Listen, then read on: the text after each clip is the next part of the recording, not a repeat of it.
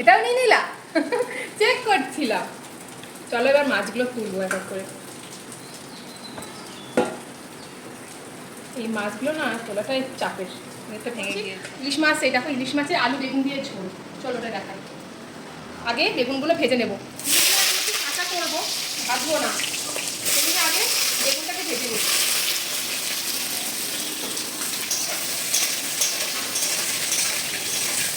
আর এই দেখো ইলিশ মাছের জন্য এখানে বেগুনগুলো ভাজা হয়ে গেছে, এবার বেগুনগুলোকে তুলে নেব।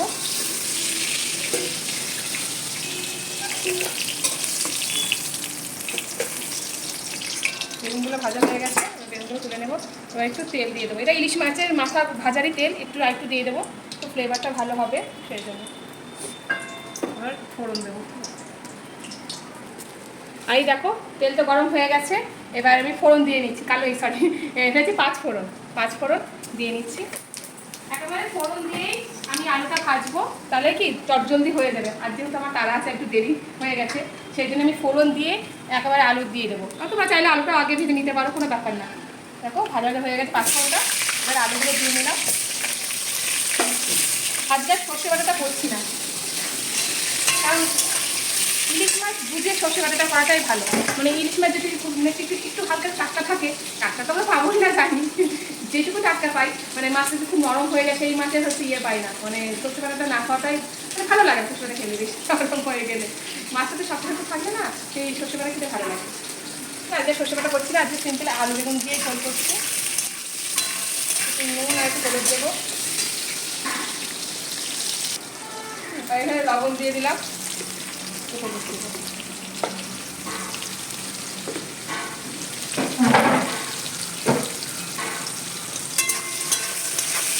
এখানে মশলা বলতে সেরকম সর্ষে বাটা দেবো না, অনেকে সর্ষে বাটা দিয়েও ঝোল করে কিন্তু।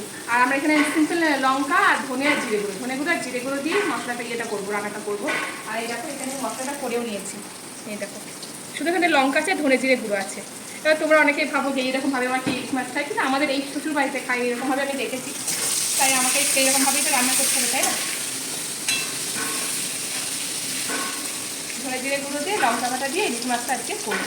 আগে ইলিশ মাছটা করে নিচ্ছি, আগে করে নিচ্ছি, কারণ মাছটা বাবা অনেকক্ষণ নিয়ে এসেছে, ফ্রিজে ছিল, কিন্তু মাছ ধুয়ে রাখার পর আর ফ্রিজে রাখিনি, বাইরে রয়েছে, কারণ এখন অনেকটা বেলা হয়ে গেছে, না রান্না করলে আরও বন্ধ হয়ে যাবে সেই জন্য। দেখো আলুটা আমার ভাজা হয়ে গেছে, এবার মশলাগুলো দিয়ে দেবো।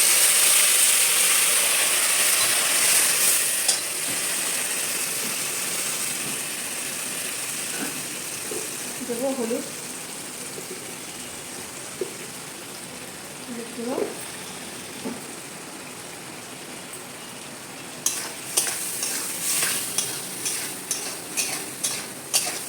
দিয়ে দেবো এই মশলার একটু জল, এবারে দিয়ে মশলাটাকে একটু কষাতে দেবো। মশলাটা আমার কষানো হয়ে গেছে, এবার তেল ছেড়ে এসেছে, এবার একটু গরম জল দিয়ে দিচ্ছি এর মধ্যে।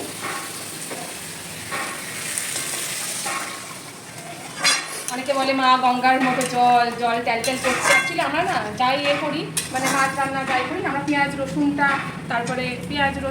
তারপরে হচ্ছে কি আদা, এগুলো কিন্তু দিই না। আমরা শুধু সব রান্নাতেই যখনই মনে হয় যে একটু ঝাল খাবো কোনো মাছে, সেই তখন একটু পেঁয়াজ আদা দিই, কিন্তু ন্যাচারালি আমাদের সব মাছের ঝোলে কিন্তু শুধু ওই ধনে জিরে আর লঙ্কা থাকে, কোনো পেঁয়াজ রসুন কিছু থাকে না, তাই ঝোলটা গাঢ়ও লাগে না। তোমরা অনেকে এইভাবে কমেন্ট করো, তো তোমরা অনেকে জানো না, তাই এইভাবে কমেন্ট করো। কিন্তু আমরা পেঁয়াজ রসুনটা তো খাই না, একদমই যে খাই না তা না, কিন্তু খাই, কিন্তু সেটা রান্নাতে দিই না। আর এই দেখো এখানে আমি দিয়ে দিচ্ছি ওটা কাঁচা লঙ্কা, চেরা আর কি, চেরা কাঁচা লঙ্কা। এবার দেবো লবণ দিয়ে দিচ্ছি, অল্প দিচ্ছি, কারণ মাছটা তো কাঁচা মাছ, লবণ আছে ওতে। দেখো ততক্ষণ দেখো ঝোলটা টকটো করে ফুটছে, আর আলুটাও সেদ্ধ হয়ে গেছে। এবার মাছগুলো দিয়ে দেবো, কাঁচা মাছগুলো দিয়ে দেবো। চলে গেল দুটো মাছ। তো মা বলছিল একটা মাছ একটু ভালো আছে, একটা সর্ষেটা খেলেও কিন্তু ভালো হতো, বেশ বড় বড় ছিল পিসগুলো। এই দেখো চলে গেল মাছগুলো, এবার নাড়াচাড়া করে দেবো। ইলিশ মাছ, মাছের রাজা ইলিশ। আর তার মধ্যে কয়েকজনের নাম নিয়ে নিই, রিনা, পম্পা, আরেকজনের নাম জানে কি বলেছিল, কি যেন কতজনের নাম বলেছিল, তারপরে রিসেন্ট একজন বর্ষা, ওরা সবার আমার ভিডিওতে নাম নিতে বলে, তোমাদের সবাই নাম করে। এরা খুবই আমাকে সাপোর্ট করে, আমার প্রত্যেকটা ভিডিওতে প্রত্যেকটা শর্টসে কমেন্ট করে। যাক ভালো লাগে, ভালো মানে ওরা আমার পাশে থাকে। থ্যাংক ইউ, এইভাবে সবার পাশে থেকো, সাপোর্ট করো। এবার মাছটা একটু সেদ্ধ হতে দেবো, তারপরে বেগুনগুলো দেবো। এই দেখো ভাজা বেগুনগুলো, কারণ বেগুনগুলো আমি এখন দিয়ে দিই না, পুরো ভুলে ঘ্যাট হয়ে যাবে। এই দেখো মাছগুলো সেদ্ধ হয়ে গেছে, এবার বেগুনগুলো দিয়ে দিচ্ছি। তুমি আবার কেন আসলে বাবা এখানে? গরমের মধ্যে ভালো লাগে? তাহলে আমার ভাই তুমি রান্না করো। তুমি মা? বলছি আমি কি মা? কেন তুমি তো রান্না করতে ভালোবাসো? তুমি রান্না করবা? বলে বাবা, বলে বাবা, বলে পাপ্পি দাও। না মাছগুলো ভেঙে যাবে, ইলিশ মাছ আছে না, এই মাছগুলো খুব নরম বাবা, ভেঙে যাবে। সেটা তুমি অন্য সময় রান্না করো, রান্না করো, বড় হয়ে আমাকে রান্না করে খাইও। হ্যাঁ বাবা ঠিক আছে, ঠিক আছে, বলি বাবা।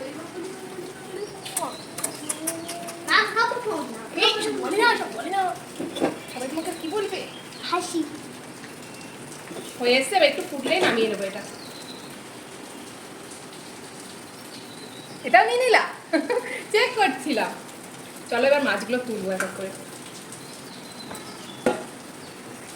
এই মাছগুলো না তোলাটাই চাপের, এতে ভেঙে গিয়েছে।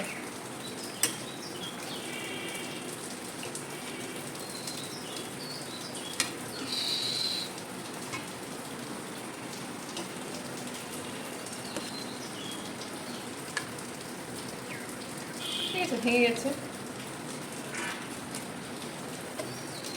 এই দেখো মাছগুলো আমি তুলে নিয়েছি, যা নরম, ইলিশ মাছ খুব সফট। এবার সব এবার আলু আর পটলগুলোও তুলে নেবো। সরি আলু বেগুন, পটল বলছি কেন আমি, মাথা খারাপ হয়ে গিয়েছে। এই দেখো তোমরা হয়তো অনেকে ভাববে এই পাতলা ঝোল কেমন লাগবে, তো একবার ট্রাই করে দেখতে পারো। সর্ষে বাটা দিয়ে খেয়ে দেখতে পারো, যদি তোমার ধনে জিরে গুঁড়ো দিয়ে না করো। আর ইলিশ মাছের ঝোল কিন্তু পাতলাই ভালো লাগে, আমার যতদূর আর কি ধারণা, ঠিক আছে, পাতলাই ভালো লাগে। এই দেখো এটা আমি 2 জায়গায় তুলে নিয়েছি, কারণ আমাদের 2 বেলার জন্য, দুপুরের জন্য আর রাতের জন্য। ঝোলটা সবাই পছন্দ করে, আমি ঝোল রেখেছি। আমিও পছন্দ করি। ও পছন্দ করে, পছন্দ পছন্দ হ্যাঁ হ্যাঁ পছন্দ। এই দেখো মাছের ঝোল রেডি হয়ে গেল। চলো ছাড় বাবা।